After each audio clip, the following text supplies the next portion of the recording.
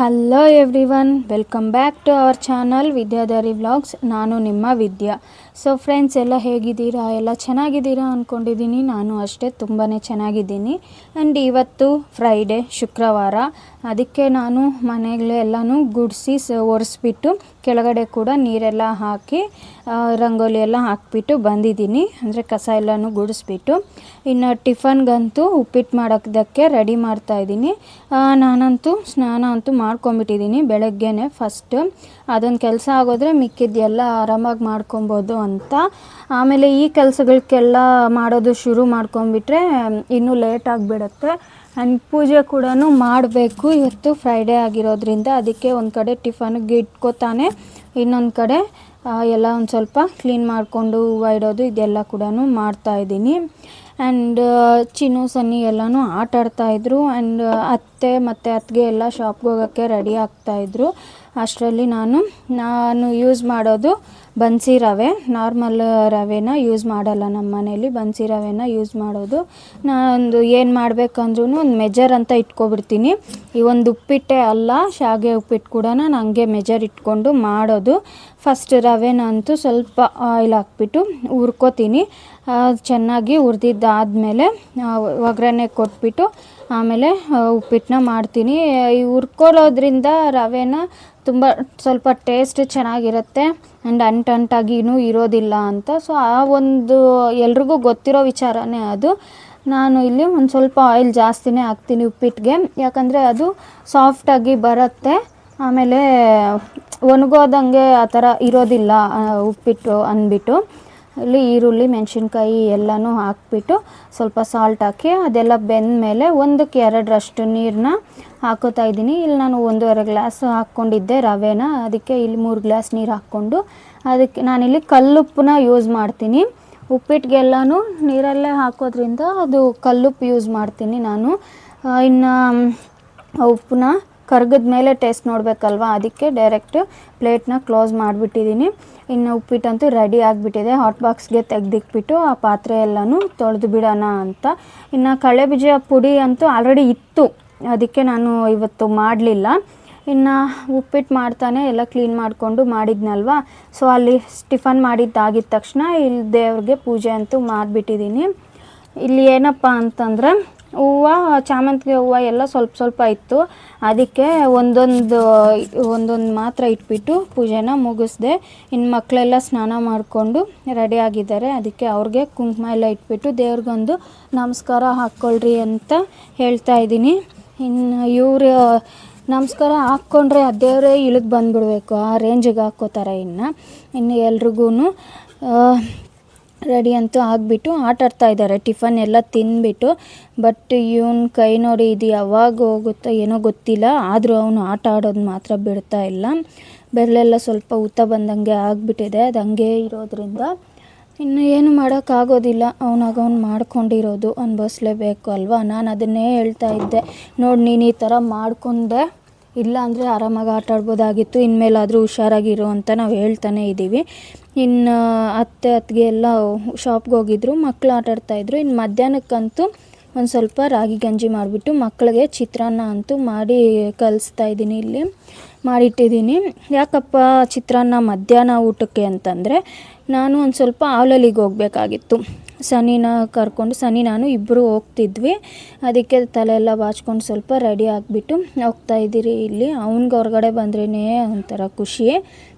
ಅದಕ್ಕೆ ಇಲ್ಲಿ ರೋಡಲ್ಲಿ ನನಗಿಂತ ಮುಂಚೆನೇ ಹೋಗ್ತೀನಿ ಅಂತ ಓಡ್ತಾ ಇದ್ದಾನೆ ಬಾಯಿ ಹೇಳ್ಕೊಂಡು ಎಲ್ಲನೂ. ನಾವು ಏನಕ್ಕಪ್ಪ ಆವಲಲ್ಲಿಗೆ ಅಂತ ಅಂದರೆ, ಆವಲಲ್ಲಿನಲ್ಲಿರೋ ಗೌರ್ಮೆಂಟ್ ಹಾಸ್ಪಿಟ್ಲ್ ಹತ್ರ ಕೆಲವೊಂದು ಡೀಟೇಲ್ಸ್ ಬೇಕಾಗಿತ್ತು, ಟೆಸ್ಟ್ಗಳಿಗೆ ಎಷ್ಟಾಗುತ್ತೆ ಏನೋ ಅಂತ, ಅದಕ್ಕೋಸ್ಕರ ಹೋಗ್ತಾಯಿದ್ವಿ. ನಮ್ಮವನಂತೂ ಇದು ಒಂದು 3ನೇ ಸತಿನೋ 4 ಸತಿನೋ ಅನಿಸುತ್ತೆ ಬಸ್ಸಲ್ಲಿ ಹತ್ತುತ್ತಾ ಇರೋದು. ಬಟ್ ಅವನು ಈಗಿರೋ ಏಜ್ಗೆ ಅವನೊಂಥರ ಎಂಜಾಯ್ಮೆಂಟ್ ಅಂತಲೇ ಹೇಳ್ಬೋದು ಅವನಿಗೆ. ಸೊ ಅಲ್ಲಿಗೆ ಹೋಗಿ ಬಂದಮೇಲೆ ಎಲ್ರಿಗೂ ಊಟ ಅಂತೂ ಇಟ್ಕೊಟ್ಬಿಟ್ಟಿದ್ದೀನಿ, ತಿಂತಾಯಿದ್ದಾರೆ. ನಾನೇ ತಿಂತೀನಿ ಅಂತಿದ್ದ, ಇವರಿಬ್ಬರನ್ನ ನೋಡಿಕೊಂಡು ಅದಕ್ಕೆ ಸ್ವಲ್ಪ ತಿನ್ನಲಿ ಅಂತ ಬಿಟ್ಟಿದ್ದೀನಿ. ಇನ್ನು ನಾನಂತೂ ರಾಗಿ ಗಂಜಿ ಮಾಡಿದ್ನಲ್ವ, ಅಂದರೆ ಅತ್ತಿಗೆ ಅವ್ರಿಗೆಲ್ಲರಿಗೂ ಕೊಟ್ಬಿಟ್ಟು ಹೋಗಬೇಕಾದ್ರೆ ಊಟ, ಇದು ಗಂಜಿ ಎಲ್ಲನೂ ನಮ್ಮ ವಿಕ್ಕಿಗೆ ಊಟ ಎಲ್ಲ ಕೊಟ್ಬಿಟ್ಟು ಇನ್ನು ನಾನು ಮನೆಗೆ ಬಂದಮೇಲೆ ಸ್ವಲ್ಪ ಬಿಸಿ ಮಾಡಿಕೊಂಡು ಕುಡಿತಾ ಇದ್ದೀನಿ. ಇವರು ಊಟ ಮಾಡ್ತಿದ್ದಾರೆ. ಇನ್ನು ಮಧ್ಯಾಹ್ನ ಮೇಲೆ ಸನಿ ಮಲಗಿದ ಮೇಲೆ ನಾನಂತೂ ಇಲ್ಲಿ ಮೊನ್ನೆ ಒಬ್ಬಟ್ಟು ಮಾಡಿದ್ದು ಹೂರ್ಣ ಇತ್ತು. ಸೊ ಅದನ್ನೇ ಕಡುಬು ಥರ ಮಾಡೋಣ ಅಂದ್ಬಿಟ್ಟು ಇಲ್ಲಿ ಚಪಾತಿ ಹಿಟ್ಟನ್ನ ಒಂದು ಸ್ವಲ್ಪ ಮಾಮೂಲಿ ನಾವು ಪೂರಿಗಳಿಗೆ ಹೇಗೆ ಮಾಡ್ತೀವಿ ಅದೇ ಥರ, ಬಟ್ ಉಪ್ಪೆಲ್ಲ ಜಾಸ್ತಿ ಹಾಕೋದಿಲ್ಲ. ಹಾಕ್ದಿರ ಈ ಥರ ಎಲ್ಲ ಇಸ್ಕಿ ಇಟ್ಕೊಂಡು ಒಂದೊಂದಾಗಿ ಉಂಡೆ ಮಾಡಿಕೊಂಡು ತೀಡ್ಕೊಂಡು, ಅಂದರೆ ಪೂರಿ ಸೈಜ್ಗಿಂತ ಇನ್ನೊಂಚೂರು ಚಿಕ್ಕ ಸೈಜಲ್ಲೇ ಮಾಡ್ಕೊಬೇಕು. ನಮ್ಮ ಮನೇಲಿ ನಾವು ಯಾವಾಗ ಒಬ್ಬಟ್ಟು ಮಾಡಿ ಹೂರ್ಣ ಉಳಿದ್ರೂ ಆಮೇಲೆ ಆ ನೆಕ್ಸ್ಟ್ ಡೇ ಆಗಲಿ ಅಥವಾ ಆ ನೆಕ್ಸ್ಟ್ ಡೇ ಆಗಲಿ ಈ ಥರ ಕಡುಬುನ ಮಾಡಿ ಇಟ್ಬಿಡ್ತೀನಿ. ಯಾಕಂದರೆ ಮಕ್ಕಳು ಕೂಡ ಇಷ್ಟಪಟ್ಟು ತಿಂತಾರಲ್ವ, ಅದಕ್ಕೋಸ್ಕರ. ಸೊ ಇದಕ್ಕೂ ಕೂಡ ಸ್ವಲ್ಪ ತುಪ್ಪ ಹಾಕ್ಕೊಂಡು ತಿಂದರೆ ತುಂಬಾ ಚೆನ್ನಾಗಿರುತ್ತೆ ಫ್ರೆಂಡ್ಸ್. ಈ ಥರ ಕಡುಬುಗಳಲ್ಲಿ ಒಬ್ಬೊಬ್ಬರು ಒಂದೊಂದು ಥರ ಮಾಡ್ತಾರೆ, ಡಿಫ್ರೆಂಟ್ ಮೆಥಡ್ಸಲ್ಲಿ. ಸೊ ನಮ್ಮ ಮನೇಲಿ ನಾನು ಈ ಥರ ಮಾಡ್ತೀನಿ, ಅದು ಹೂರ್ಣ ಉಳಿಯುತ್ತೆ ಅಂತ. ಮತ್ತು ಒಬ್ಬಟ್ಟು ಪ್ರಾಸೆಸ್ ಎಲ್ಲ ಇಟ್ಕೊಳ್ಳೋದು ಲೇಟ್ ಆಗುತ್ತಲ್ವ, ಅದಕ್ಕೋಸ್ಕರ ನಾನು ಈ ಥರ ಸಿಂಪಲ್ಲಾಗಿ ಕಡುಬನ್ನ ಮಾಡಿ ಇಟ್ಬಿಡ್ತೀನಿ. ಸೊ ಅದಕ್ಕೆ ಇಲ್ಲೆಲ್ಲ ನಾನು ಒಂದು ಸ್ವಲ್ಪ ಎಲ್ಲ ರೆಡಿ ಮಾಡಿಕೊಂಡು ಫಸ್ಟ್ ಎಲ್ಲ ಈ ಥರ ತೀಡಿ ಇಟ್ಕೊಂಡ್ಬಿಡ್ತೀನಿ. ಒಂದಷ್ಟನ್ನು ಮುಂಚೆನೇ ಎಲ್ಲ ಜಾಸ್ತಿ ತೀಡಿ ಇಟ್ಕೊಂಡ್ರೆ ಆಮೇಲೆ ಹೂರ್ಣ ಸಾಕಾಗಿಲ್ಲ ಅಂದರೆ ಕಷ್ಟ ಅಲ್ವಾ, ಅದಕ್ಕೋಸ್ಕರ ಒಂದಷ್ಟು ಇದನ್ನು ಹಿಟ್ಟನ್ನ ತೀಡಿ ಇಟ್ಕೊಂಡು ಅದರಲ್ಲಿ ಹೂರ್ಣ ಇಟ್ಬಿಟ್ಟು ಕ್ಲೋಸ್ ಮಾಡಿ ಸುಡ್ತೀನಿ. ಇನ್ನು ಇದ್ದರೆ ಆಮೇಲೆ ಮತ್ತೆ ತೀಡ್ಕೋಬೋದು, ಅದಕ್ಕೋಸ್ಕರ. ಇಲ್ಲಿ ಏನಪ್ಪ ನನಗೆ ಇದು ಮಾಡೋದ್ರಲ್ಲಿ ಒಂದೇ ಒಂದು ಪ್ರಾಬ್ಲಮ್ ಫ್ರೆಂಡ್ಸ್, ಏನಪ್ಪ ಅಂತಂದರೆ ನಾರ್ಮಲಾಗಿ ಒಬ್ಬೊಬ್ಬರು ಸುಮ್ಮನೆ ಒತ್ತುತ್ತಾರೆ, ಎಡ್ಜಸ್ಸಲ್ಲಿ ಸುಮ್ಮನೆ ಒತ್ಕೊಂಡು ಹೋಗ್ಬಿಡ್ತಾರೆ. ಇನ್ನೊಬ್ಬರು ಡಿಸೈನ್ ಬರಲಿ ಅಂತ ಈ ಥರ ರೋಲ್ ಮಾಡ್ದಂಗೆ ಮಾಡ್ಕೊಂಡು ಹೋಗ್ತಾರೆ. ಸೊ ನಮ್ಮ ಮನೇಲಿ ಅತ್ತೆಯವರೆಲ್ಲ ಈ ಥರ ರೋಲ್ ಮಾಡ್ದಂಗೆ ಮಾಡ್ಕೊಂಡು ಹೋಗ್ತಾರೆ. ಅದು ನೋಡೋಕ್ಕೂ ತುಂಬ ಚೆನ್ನಾಗಿ ಅಟ್ರಾಕ್ಟಿವ್ ಆಗಿರುತ್ತೆ. ಸೊ ನಾನು ಮಾಡಿದ್ದು ಪ್ರತಿ ಸಲನೂ ಟ್ರೈ ಮಾಡ್ತಾನೆ ಇರ್ತೀನಿ ಆ ಥರ ಮಾಡೋದಕ್ಕೆ. ಅದು ಇನ್ನೂ ಸ್ವಲ್ಪ ಕರೆಕ್ಟಾಗಿ ಬರೋಲ್ಲ ನನಗೆ, ಅಂದರೆ ಇದು ಪ್ರಾಕ್ಟೀಸ್ ಆಗೋಕ್ಕೆ ಪ್ರತಿ ಸಲ ಮಾಡೋದಿಲ್ಲ ಅಲ್ವಾ, ಹಾಗಾಗಿ ಬರೋದಿಲ್ಲ. ಇನ್ನು ಮಾಡಿದಾಗ ಮಾತ್ರ ನಾನು ಆ ಥರ ಟ್ರೈ ಮಾಡೋದಕ್ಕೆ ಆಲ್ಮೋಸ್ಟ್ ಅವರಷ್ಟು ಅಲ್ದಿದ್ರೂ ಏನೋ ಒಂದು ಲೆವೆಲ್ಗೆ ಪರವಾಗಿಲ್ಲ ಬಂದಿದೆ.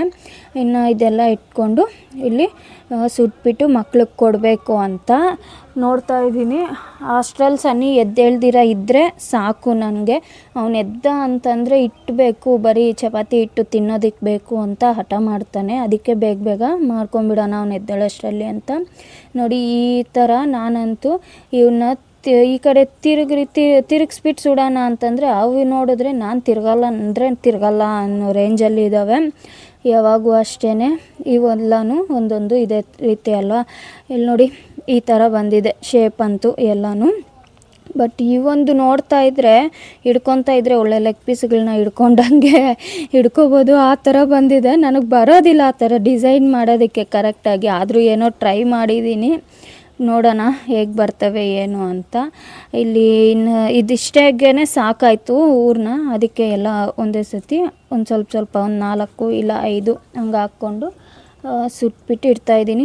ಫೈನಲಿ ಕಡುಬು ಕೂಡ ರೆಡಿ ಆಗಿಬಿಟ್ಟೈತೆ. ಇನ್ನು ಮಕ್ಳಿಗಂತೂ ಕೊಡಬೇಕು, ಬಿಸಿ ಇದೆ ಅದಕ್ಕೆ ನೋಡ್ತಾ ಇದ್ದೀನಿ. ಇಲ್ಲಿನ್ನು ನಮ್ಮ ಮಕ್ಳಿಗೂ ಕೊಟ್ಟಿದ್ದೀನಿ, ತಿಂತಾ ಇದ್ದಾರೆ. ಸೊ ಫ್ರೆಂಡ್ಸ್, ಇದು ಇವತ್ತಿನ ವ್ಲಾಗ್, ಫ್ರೈಡೇ ವ್ಲಾಗ್. ಇಷ್ಟ ಆಗಿದ್ದರೆ ಲೈಕ್ ಮಾಡಿ, ಶೇರ್ ಮಾಡಿ friends. See you in the next video. Bye bye.